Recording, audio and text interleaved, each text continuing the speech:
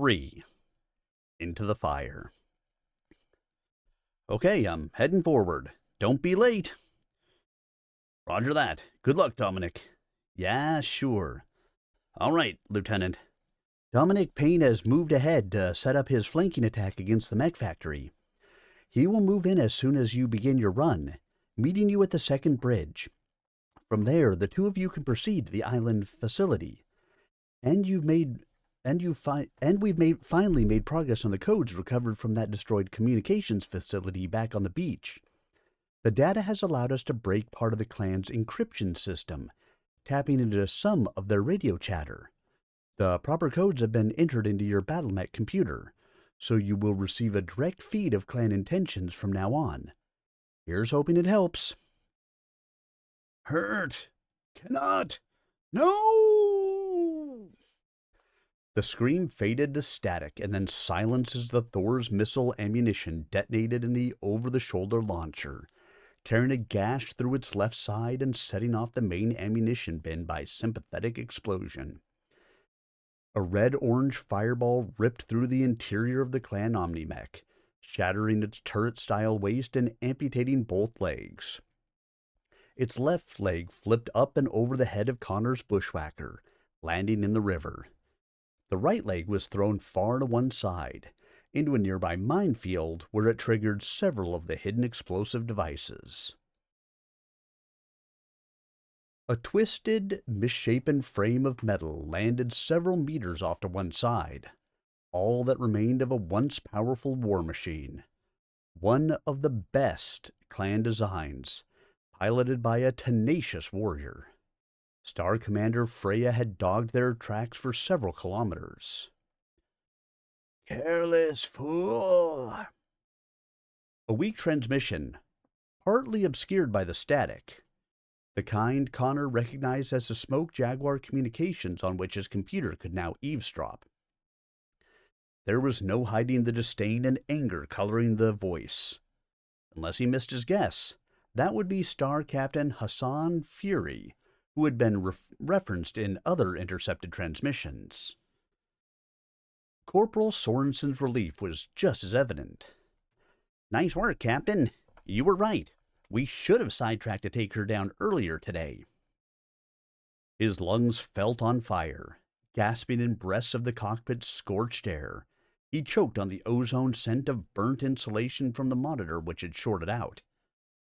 Just as well he was saved any comment, with Dominic Payne interrupting. This is Gunner, moving in from the west. Where's my support? Connor was running behind. A glance at the mission clock told him just how many precious minutes he'd wasted dealing with the Star Commander. He had already taken out the site's powerhouse, a fairly impressive plant, considering there was only the one mech factory, a large set of greenhouses, and some storage and barracks facilities to supply. But by now, he should have been meeting up with Dominic to hit the small offshore island on which the factory was situated. Where you at, Dominic? Fighting off a Blackhawk Curita variant and a Strider just this side of the second bridge. A brief pause and a wash of violent static. Check that. Make it a Blackhawk KU only now. Damn, that hurt. Better question is, where are you? Making up time fast as he could. Running deeper into the small outpost, Connor pulled up short as his heads-up painted a threat icon, the computer tagging it with the code for a Puma Omnimech, primary variant. The computer couldn't always tell Omnimech variants apart, but the twin particle projection cannon made this an easy ID. He didn't need to glance at his armor schematic to see that one solid salvo from those PPCs would score through any location on his bushwhacker, his weak armor courtesy of Star Commander Freya. According to the HUD, the Puma waited just around the corner of the two-story greenhouse complex. He plunged through the glass wall, trying a shortcut. Star Captain Fury must have had the place wired for sensors. There's one inside the project, he said almost at once. Protect those facilities! Easier ordered than accomplished, with a 55-ton battle mech already loose inside the building, and no way to come after it but to smash your way through and engage. The Puma tried to hedge, shattering one wall with a swipe of the arm, but not actually entering itself. A mistake, leaving Connor the advantage of better cover. His bushwhacker nestled within a screening growth of lush, food-bearing trees and plants.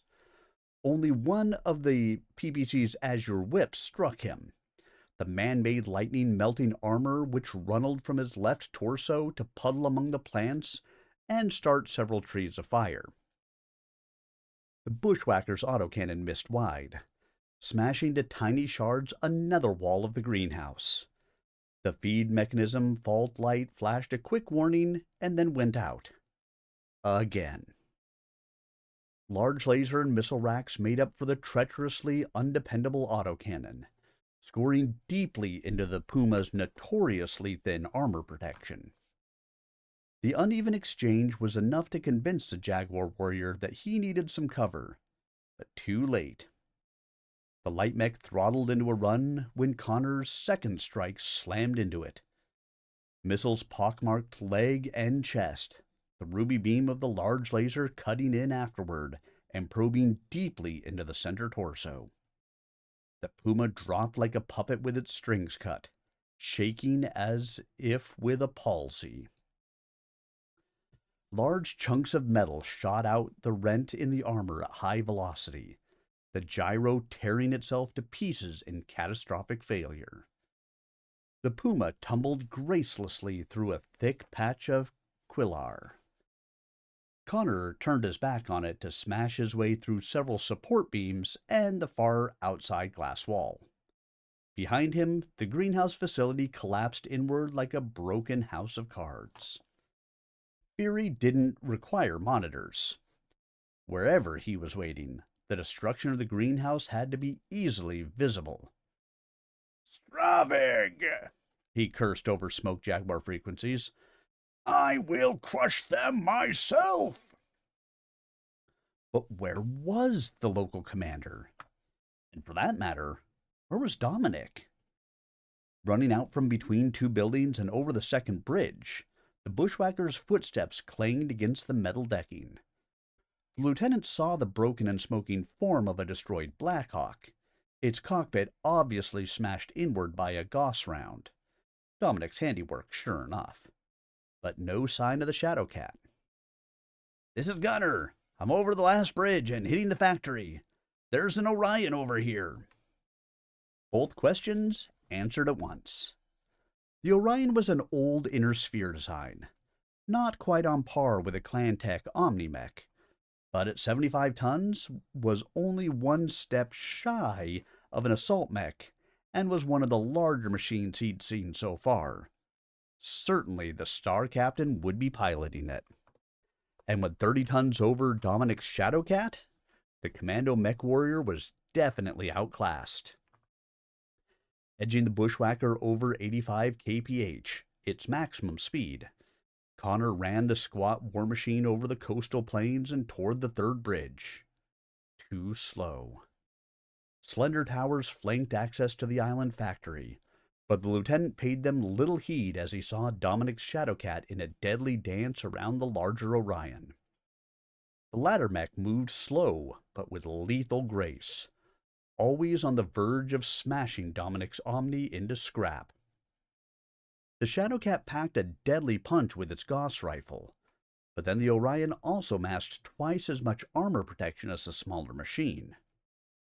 Connor pounded his bushwhacker across the bridge, never fast enough, then dug his shovel blade feet into the soft earth of the small island as he raced up into the battle zone. Too late. Metal fragments littering the ground winked in the late afternoon sun, testament to the hard-hitting engagement. The Orion's left leg was all but stripped down to titanium skeleton, and large gouges in chest and right side told of other Gauss hits. But even as the bushwhacker's targeting reticule burned the deep gold of a hard lock, drawing a bead with large laser and autocannon. The 75-ton machine struck back with a vengeance. A flight of 20 long-range missiles, launched from impossibly close, scattered a flurry of jagged holes over the Shadowcat's right arm and body. Twin medium lasers grouped into Dominic's left leg, spot welding the knee joint immobile. Then the Orion's 80mm autocannon ripped into the previous missile damage, hammering at support struts and knocking the smaller Omni-Mech back. The onslaught proved too much for the mech's gyro, and it toppled backward into one of the auxiliary factory buildings. The wall caved in behind Dominic's Shadowcat, and then everything seemed to happen in slow motion as 2 stories of wood and stone collapsed over the top of him, burying the mech warrior alive. "Dominic, no!" Connor mashed down his triggers, probing out at range with his autocannon and large laser. He heard the remembered voice of his academy instructor. "Battle mechs, they take a whole great deal of killing," and figured the odds were better than fair that Dominic Payne had survived the fall and collapse of the building. A bit banged up and needing help to dig his way out, but alive. He wouldn't stand a chance, though, if the Orion blasted through the rubble after him. Star Captain Hassan Fury had to be distracted. Stopped. Despite the desperation, he pessimistically predicted that his autocannon would fail or shoot wide. No need to ruin a perfectly bad history now. The Mydron-manufactured weapon did not disappoint. The stream of depleted uranium slugs passing off the left arm of the massive Orion. They chewed the corner away from the main factory building and undercut one of the 3 main smokestacks enough that it started a slow topple.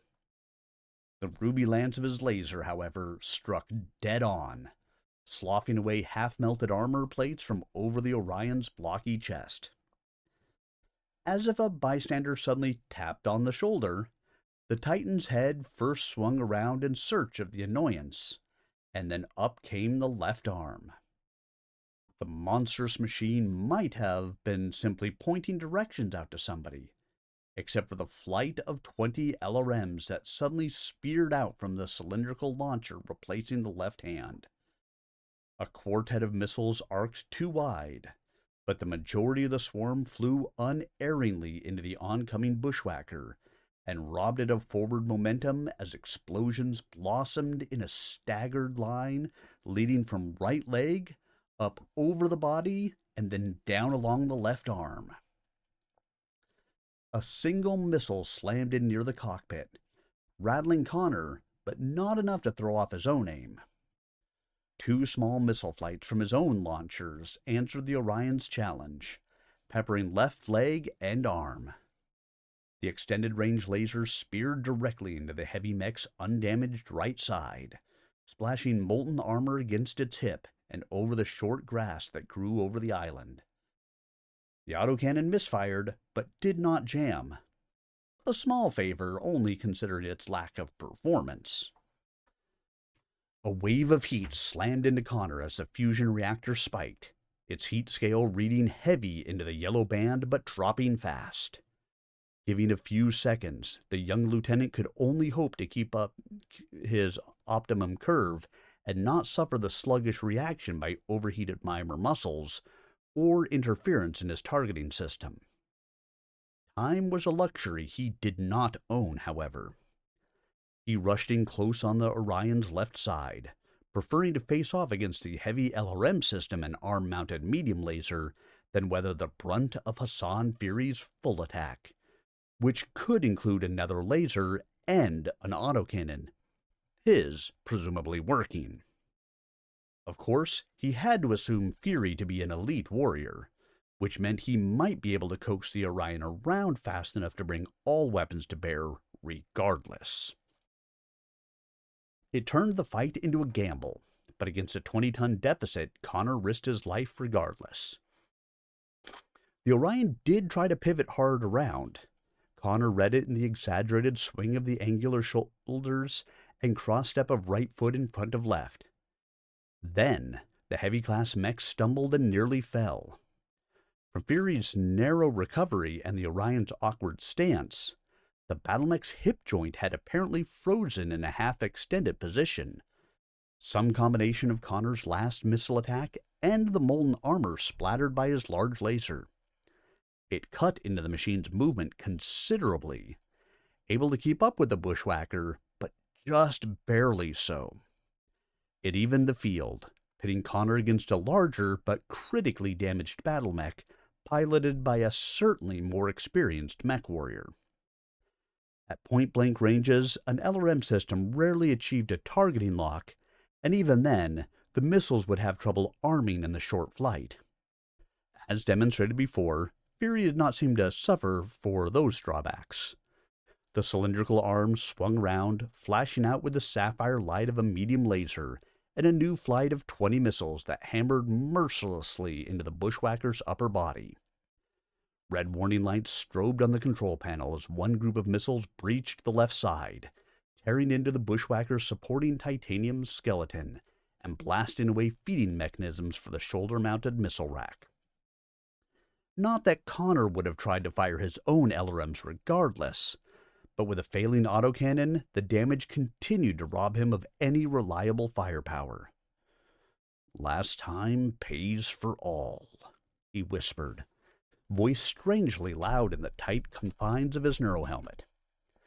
His targeting reticule already burned golden. He drifted it down the side of the Orion to settle over the left leg. Opening up with machine guns, the mech warrior hammered away armor from the left side and left leg as he watched his heat scale fall down into the shallow end of the yellow band before toggling for his center-line large laser. The ruby lance sliced deeply, past the remnants of armor protecting the Orion's left leg. The beam did melt away enough of the slag freezing the other battlemech's hip joint that it freed up, but only for a split second as it continued to core deeper. Myomer musculature parted like flesh beneath the scalpel, and the laser ate into the ferro-titanium bones of the Orion skeleton. The framework sagged, melted away, and then finally telescoped in on itself. The 75-ton machine toppled left, and this time there would be no recovery. The left arm caught against the ground first, adding enough a twisting force to turn the mech and plant its head cockpit first into the earth. The protruding cockpit canopy smashed back, shattering the ferroglass and driving the framework back into the pilot's command area. "Freebird!" Fury's final static-laced scream of denial and pain cut short. Connor winced, imagining the Star Captain's final seconds. "Star Captain Fury, what is your status?" A new voice, full of his own authority, and not a little anger. Connor did not recall hearing it in common chatter earlier. He spent little time trying to actually place it. Dominic still needed help. No, he didn't. The Shadow Cat was rising from the center of the building, shrugging off one wooden wall that had fallen over its shoulders. From Connor's vantage point, the factory building looked hollow, though of course that made no sense. But then he couldn't argue with the way Dominic Payne simply stood and kicked his way free of some light debris. Wood framework and plywood painted to look like brick or stone or metal. Even the windows were painted on. No glass or actual openings. "Better be careful around these buildings," Dominic transmitted. "You'll want a closer look at them, and at those towers flanking the bridge." Before Connor could ask after the mech warrior's comment, the same voice as before interrupted. "Hassan Fury, this is Star Colonel Ratash Osis. You will respond now!" "He doesn't sound happy," Sorensen said, the MFBs just now crossing the third bridge onto the island. The corporal seemed very satisfied with that idea. Connor looked over the fallen Orion and then to his lance-mate's erect Shadowcat, a tight smile tugging at the edge of his mouth. So, in fact, was he. Figures, don't it? Dominic kicked at a support beam, one of several that held up the facade factory wall. All that work for a decoy site. A Potemkin village. For once, Connor felt the drain of Dominic's pessimism. Out of their mechs while the MFB's personnel worked to fix the machines up. Their own and a wounded but repairable Orion. The two mech warriors and Corporal Sorensen had walked into the open back of the factory building resembling a steel plant. 3 coal-burning stoves had been rigged up to provide lots of smoke, funneled up into the wooden tower above to give the impression of activity, the manufacture of armor, apparently. Strobe lights set behind the few real windows in the main plant simulated the sparking of welders. Only the towers flanking the bridge were real, and even more disturbing. Laser towers, Connor said, shaking his head. Naval-grade lasers, ready to knock any dropship from the sky that tried to make a run against this decoy factory. He exhaled, long and hard, glanced at Sorensen. Now we know what happened to the Black Hammer. Dominic looked worried, more so than usual. This Galaxy Commander Corbett doesn't play by the usual clanner rules. No Bachal? Striking at a dropship from ambush rather than the glory of battlemech combat? Doesn't this seem like a deviation from standard Smoke Jaguar tactics and philosophy? He looked around to see if anyone shared his opinion. Connor met his gaze evenly, giving no hints to his thoughts, though they mirrored Dominic's. Sorensen avoided eye contact.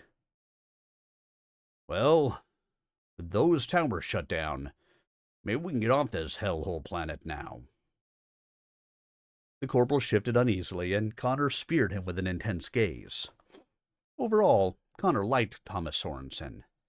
A burly 6-foot with close-cropped blonde hair and chiseled features, the man looked more your stereotypical drill sergeant than an intelligence analyst. Connor's mental image typically saw them as thin, ferret-featured men who only told you what they thought you needed to know. Fortunately, the corporal didn't hesitate to speak his mind, and quite often had something worthwhile to say. But underlying the corporal's demonstrated competence, Connor sensed a vulnerability. Sorensen was not an intel officer. He was used to taking some direction from a superior, and that superior had been aboard the Black Hammer. You've already talked to Taylor, he guessed, haven't you? Sorensen nodded. And it's very unlikely we'll see him anytime soon. I informed him of the laser towers right before joining you two out here. He held up one hand to forestall Dominic's outburst. I am required to report all intelligence to my superior, and in her absence, to the operations ranking officer. Dominic nodded reluctantly. Captain Taylor won't risk the eclipse until we can prove conclusively there are no other towers. What about the rescue company? Connor asked, bracing himself for the bad news. He trusted Sorensen enough to know that if there were any balancing facts, he would have volunteered them. They're being hit hard. They aren't advancing fast enough, and now they can't withdraw either without taking serious losses. We'll have to take the pressure off them by hitting the second operations area ourselves. The real factories are down there. That perked up Connor's interest, though Dominic appeared very unimpressed about taking on a new mission. Team 2 found something? He asked, preempting another outburst by Dominic. His mind began to plan the rendezvous. If we can link up with them, maybe find... Sorensen interrupted, his face pale. Team 2 is Dead, sir. Dead?